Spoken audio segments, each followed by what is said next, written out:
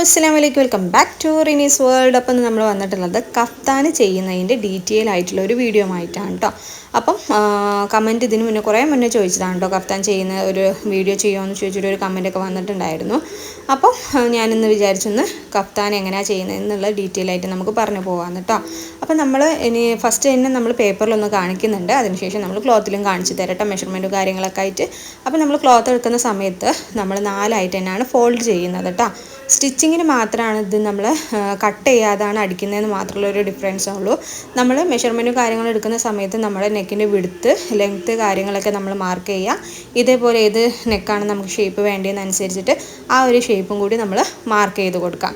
അപ്പം ഇതിൻ്റെ പ്രശ്നം എന്താ വെച്ചാൽ, ഷോൾഡർ നമ്മൾ കട്ട് ചെയ്യാതെ, നമ്മൾ സ്ലീവിൻ്റെ ആം ഹോള് കൈക്കുഴി കാര്യങ്ങളൊന്നും കട്ട് ചെയ്യാതെ ആ ഒരു ചെസ്റ്റ് പോർഷനിൽ നമ്മളങ്ങനെ മാർക്കിങ്ങിൽ നമ്മൾ സ്റ്റിച്ചിങ് കൊടുക്കുന്നതാണ് നമ്മൾ ഈ കഫ്താൻ്റെ സ്റ്റൈൽ വരുന്നത്.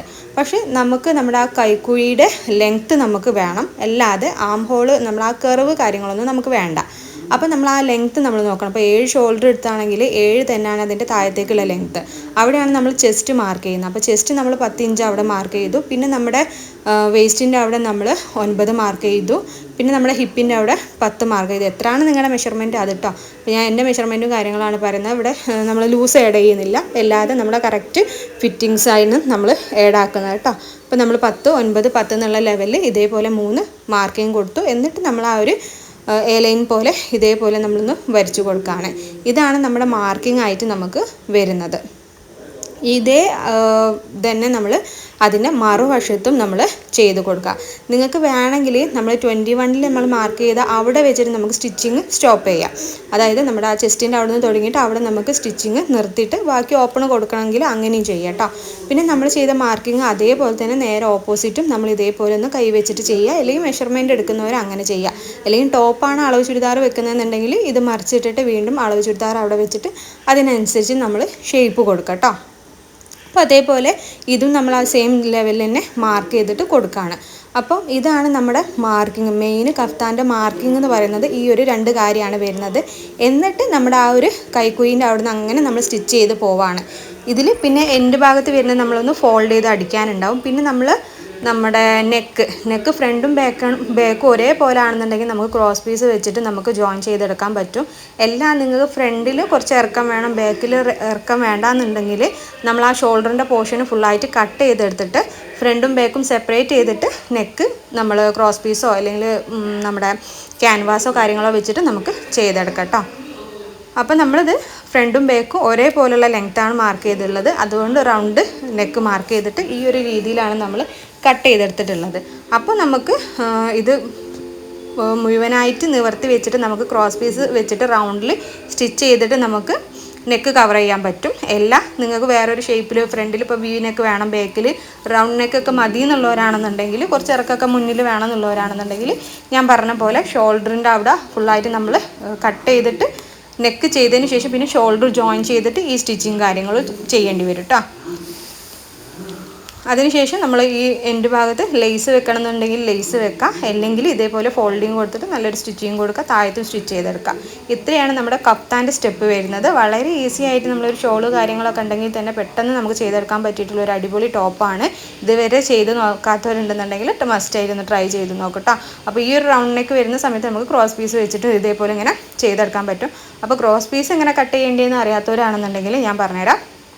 നമ്മളിപ്പോൾ ഒരു ക്ലോത്ത് എടുക്കുന്ന സമയമാണെന്നുണ്ടെങ്കിൽ ക്ലോത്തിൻ്റെ ചരിച്ചങ്ങാണ്ട് വേണം നമ്മൾ ക്രോസ് പീസ് കട്ട് ചെയ്തെടുക്കാൻ വേണ്ടി. ഇപ്പോൾ ഞാൻ പേപ്പറിൽ കാണിച്ചു തരാം കേട്ടോ.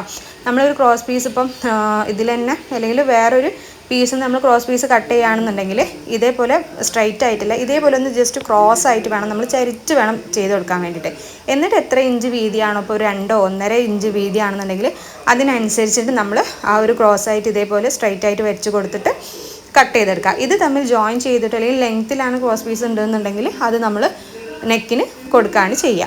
അപ്പോൾ ആ ഒരു സംശയത്തിനാണ് കേട്ടോ അത് പറഞ്ഞു തന്നിട്ടുള്ളത്.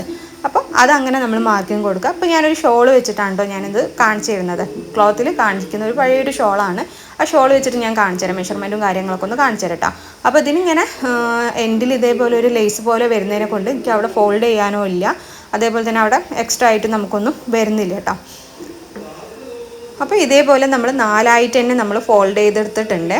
കയ്യിൽ അളവ് ചുരിദാർ ഉണ്ടെങ്കിൽ നമ്മൾ പെട്ടെന്ന് ഈസി പണി എന്ന് പറയുകയാണെന്നുണ്ടെങ്കിൽ അളവ് ചുരിദാർ ഇതിൻ്റെ മുകളിലേക്ക് വെക്കുക. ആ കൈക്കുയിൻ്റെ അറ്റത്തും തുടങ്ങിയിട്ട് എവിടെ വരെയാണോ നമ്മുടെ മാർക്കിങ് വരുന്നത് അത് ജസ്റ്റ് ഷേപ്പ് ചെയ്ത് രണ്ട് സൈഡിലും ഈ സൈഡിലും അതേപോലെ മാർക്ക് ചെയ്തിട്ട് ജസ്റ്റ് ഒരു സ്റ്റിച്ചിങ് കൊടുക്കാനേ ഉണ്ടാവുള്ളൂ. പിന്നെ നെക്ക് മാർക്ക് ചെയ്തിട്ട് ആ നെക്കും നമ്മളൊന്ന് കട്ട് ചെയ്തെടുത്തിട്ട് സ്റ്റിച്ച് ചെയ്യാനുണ്ടാവും. അത്രയേ ഉള്ളൂ കാര്യങ്ങൾ. അപ്പോൾ ഞാൻ ഇത് മെഷർമെൻറ്റിലാണ് പറഞ്ഞു പോകുന്നത്. മെഷർമെൻറ്റ് ആകുമ്പോൾ neck width 3 inch, neck length നമ്മൾ 5 ഇഞ്ചാണ് കൊടുത്തിട്ടുള്ളത്. ഒരു റൗണ്ട് ഷേപ്പാണ് കൊടുത്തിട്ടുള്ളത്. ബേക്കും ഫ്രണ്ടും ഒരേപോലത്തെ നെക്കാണ് കൊടുത്തിട്ടുള്ളത് കേട്ടോ.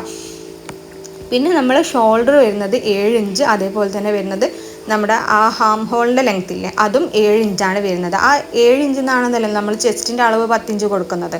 അപ്പോൾ ആ 10 ഇഞ്ച് മുതലാണ് നമുക്ക് നമ്മുടെ സ്റ്റിച്ചിങ്ങിൻ്റെ കാര്യം വരുന്നത് കേട്ടോ. അപ്പോൾ നമ്മളവിടെ 10 ഇഞ്ച് മാർക്ക് ചെയ്തു. പിന്നെ നമുക്ക് ഷേപ്പ് വരുന്നത് ഒരു 15 ഇഞ്ച്, പിന്നെ നമ്മുടെ സൈഡ് ഹിപ്പ് വരുന്നത് ഒരു 21 ഇഞ്ച് മാർക്ക് ചെയ്തതിന് ശേഷം ഷേപ്പിൻ്റെ അവിടെ നമ്മൾ 9 കൊടുത്തു, ഹിപ്പിൻ്റെ അവിടെ 10 കൊടുത്തിട്ടോ. ഇവിടെ ലൂസൊന്നും എക്സ്ട്രാ ആഡ് ചെയ്യേണ്ട. നമുക്ക് എത്രയാണോ കറക്റ്റായിട്ടുള്ള ഷേപ്പ് ആ ഷേപ്പാണ് നമ്മളിങ്ങനെ മാർക്ക് ചെയ്ത് കൊടുക്കേണ്ടത് കേട്ടോ. അപ്പോൾ അത് ഇതേപോലെ ഞാൻ കറക്റ്റായിട്ട് മാർക്ക് ചെയ്തിട്ടുണ്ട്. നിങ്ങൾക്ക് ഇത് മാത്രം സ്റ്റിച്ച് ചെയ്യുകയാണെന്നുണ്ടെങ്കിൽ അങ്ങനെ സ്റ്റിച്ച് ചെയ്തെടുത്താൽ മതി കേട്ടോ. അതും നല്ല ഭംഗി ഉണ്ടാവും. ബാക്കി ഇങ്ങനെ ഓപ്പൺ ആയി കിടക്കുമ്പോൾ നമുക്ക് നല്ല കംഫർട്ടും ആയിരിക്കും. അല്ലാതെ നമുക്കിങ്ങനെ അല്ലാത്ത ഒരു എ ലൈൻ പോലെ അങ്ങനെ വരച്ചിട്ട് ചെയ്യുകയാണെന്നുണ്ടെങ്കിൽ അങ്ങനെയും ചെയ്യാം. താഴത്തേക്ക് ഒരു 7 ഇഞ്ച് നീളത്തിൽ നമുക്ക് വേണമെങ്കിൽ സൈഡ് ഓപ്പൺ പോലെ ചെറിയൊരു സൈഡ് ഓപ്പണിങ്ങും കൊടുക്കാം കേട്ടോ. ഇതൊക്കെ നിങ്ങളുടെ ഐഡിയക്ക് അനുസരിച്ചിട്ട് നമുക്ക് ചെയ്യാം. അപ്പോൾ ഈ ഒരു പാറ്റേൺ എങ്ങനെയാണ് ചെയ്യലെന്നുള്ളത് ഈ ഒരു മെത്തേഡിലാണ് ചെയ്യാമെന്ന് കാണിക്കാം കേട്ടോ ഞാൻ. അപ്പോൾ ഞാനൊരു കഫ്താൻ ചെയ്തിട്ടുണ്ട്. അത് ഇതിൽ ലാസ്റ്റ് ഞാൻ കൊടുക്കാം. അത് ഞാൻ ഇതേപോലെ ആ സൈഡ് ഓപ്പണിൻ്റെ ഭാഗം വരെ സ്റ്റിച്ചിങ് കൊടുക്കണുള്ളൂ. ബാക്കി ഓപ്പൺ ആയിട്ട് അങ്ങനെ ഫ്രീ ആയിട്ട് കൊടുക്കുകയാണ്. അത് നല്ല രസത്തിൽ തന്നെ വന്നിട്ടുണ്ട് കേട്ടോ. അപ്പോൾ അത് ഞാനിതിൻ്റെ ഏറ്റവും ലാസ്റ്റ് നമ്മളൊരു ആ ഒരു കഫ്താൻ എടുത്തിട്ട് ഞാൻ കാണിച്ചു തരാം. അപ്പോൾ ഇതിൻ്റെ മറുവശത്ത് ചെയ്ത പോലെ തന്നെ തിരിച്ച് ഈ വശത്ത് നമ്മൾ മാർക്കിങ് കൊടുക്കുകയാണ്. നമ്മുടെ ആ കൈക്കുയിൻ്റെ അവിടെ നിന്ന് എത്രയാണോ 15 ഇഞ്ച് 21 ഇഞ്ച് ഷേപ്പ് ഹിപ്പ് കാര്യങ്ങളൊക്കെ ഇല്ലേ അത് ഇതേപോലെ തന്നെ ഷേപ്പിൻ്റെ അവിടെ ആണെന്നുണ്ടെങ്കിൽ 9 ഇഞ്ച്, ഹിപ്പിൻ്റെ അവിടെ ആണെന്നുണ്ടെങ്കിൽ 10 ഇഞ്ച് മാർക്ക് ചെയ്യുക.